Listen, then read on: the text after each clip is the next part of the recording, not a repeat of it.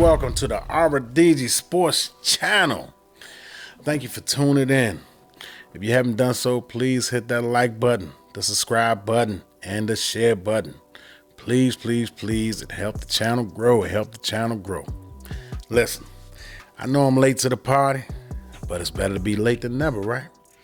I know you guys already heard the news about new ownership, Dan Snyder vacating the premises. I already made a video about Dan Snyder, the exit video per se. I did that maybe roughly around a month and a half, 2 months ago. If you haven't checked it out, go on my archives and scroll through and you'll find that video that I made of Daniel Snyder. But I am going to still touch on Daniel Snyder. But there's one thing I want to read, a statement from Daniel Snyder also. He sent it directly to me. Me and Dan Snyder go way back. Anyway, it says, Dear Redskins / Washington football / Commanders fans, I know I effed up big time. The things that I have done, they did not go undetected. The eyes in the sky somehow caught me in my hands in the cookie jar, and pulled the mask off of my evil face, and revealed that I was the devil. And you guys, I know you guys hate me. I tried to make it right. I did put up the Sean Taylor unveiling, although I seem to mess that one up too. But that's just what I do. I'm Daniel Snyder, and I mess things up. That's why I simply had to give the team up and let someone else that's more suitable to own the team, because it wasn't me. Sorry I effed things up. I screwed up 24 years of the team, this iconic franchise, historic franchise. I, myself, Daniel Snyder, messed it up, and I have no one else to blame but me.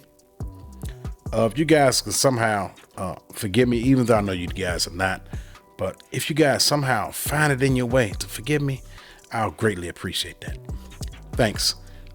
Love, Dan Snyder. And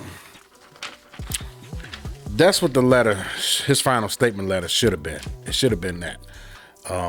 But unfortunately it wasn't. And we got a new day. It's a new day in Washington, everybody. Clap your hands. Feel good. Get your red cups out. Drink. Shout. It's over. Dan Snyder is officially gone. He's gone. We don't have to worry about it. The nightmare is over. It's time to stand up, Commanders Nation. Stand up.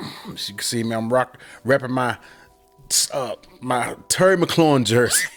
I bought so many of them. I didn't realize it was one I had on. But anyway, we're back as a fan base, and you guys should be proud of that. No doubt about it, no question about it. Daniel Snyder is gone, and we can try to recuperate some of the sadness and sorrow that we had over the last 24 years. It's time to move up and stick our chests out and represent this team again. We got the Magic Man, we got Josh Harris, and we got the Rails group. The other guys, I forgot their names. But anyway, the main two key characters in this thing is Josh Harris and Magic Johnson. And Magic Johnson 5 words was, "Do you want to win?" to Josh Harris. That was his, and Josh Harris, of course, said, "Yeah, of course I want to win, Magic. You got daggone right I want to win." He's from here, Chevy Chase, Maryland. He was talking about his memories, the 20-year wait at RFK, as a little kid, and that right there made me feel good because he has a major connection with the ball club. He's not just some rich billionaire guy who wants to, buy a team because he can. This guy has, he's a business guy first and foremost, but he does have an attachment to the team, and I think that's most important. You just can't come in and just, because I say that because this fan base right here, we're deeply connected with this team, and we don't want no one else to tarnish the legacy that we had in the past. We want to relive that legacy all over again. It's never going to be the same as it once was because we're never going to go back to the Redskin name. So it's never going to be that attachment with the quote unquote Redskins name, but we can start a fresh and new beginning, for something new. I'm all excited. I'm amped up. I'm charged up. Can't wait for the season to come. It's been rumors stating that, Magic Johnson had an interview and he stated that nothing is off the table as far as the name change. Now, they have the ability, like I said in another video, they have the ability because it's new ownership to do a rebrand. They can do it. Hopefully,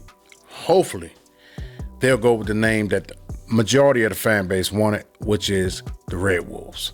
If you're going to change the name, please go with the Redwolves.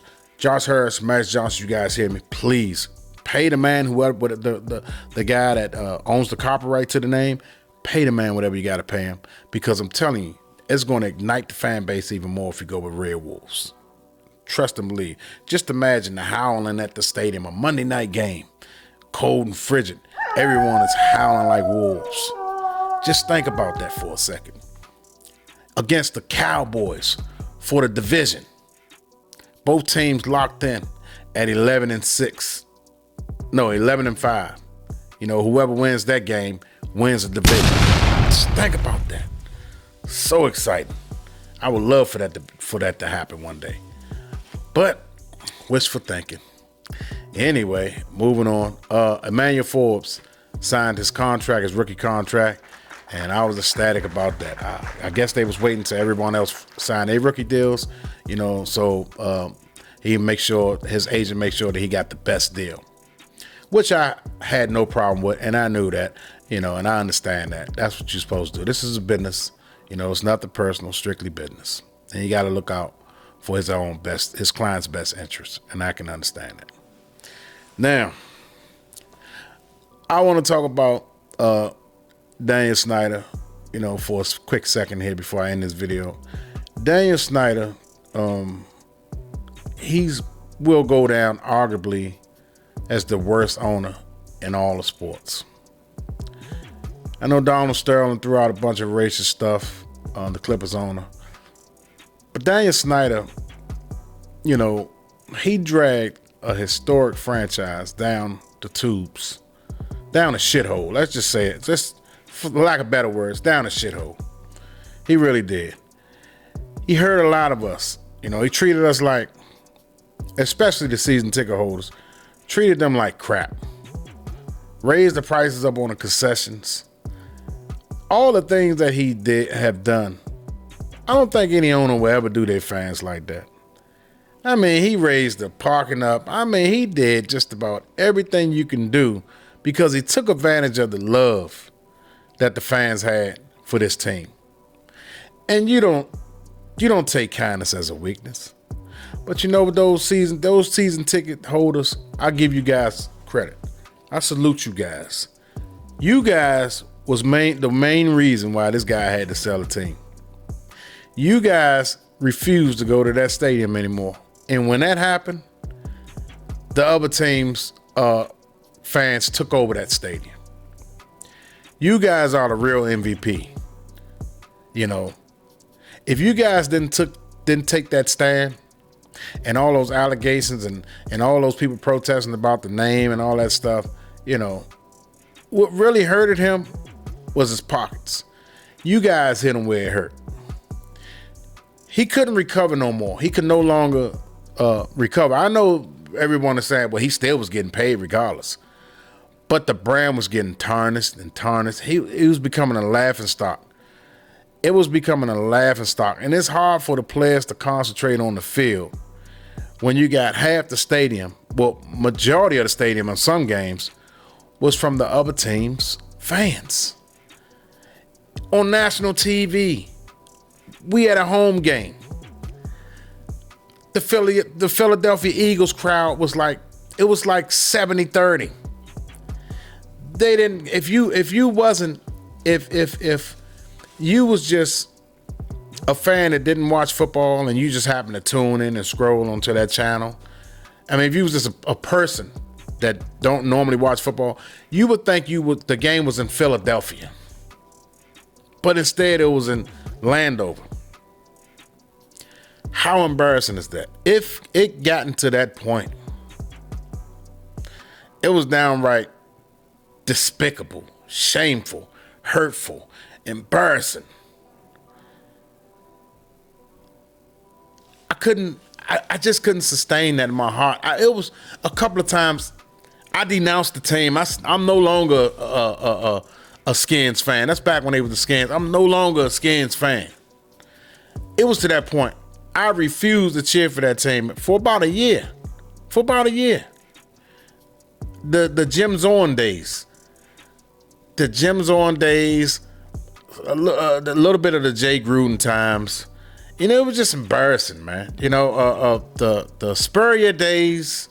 I can go on and on. It was downright just despicable, man.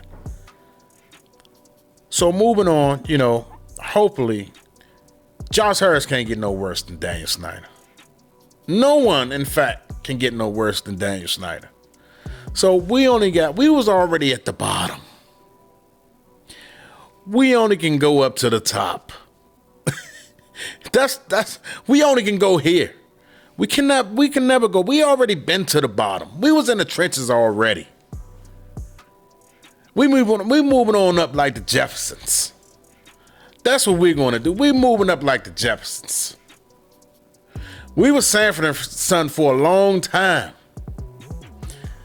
But God damn it, we're moving up.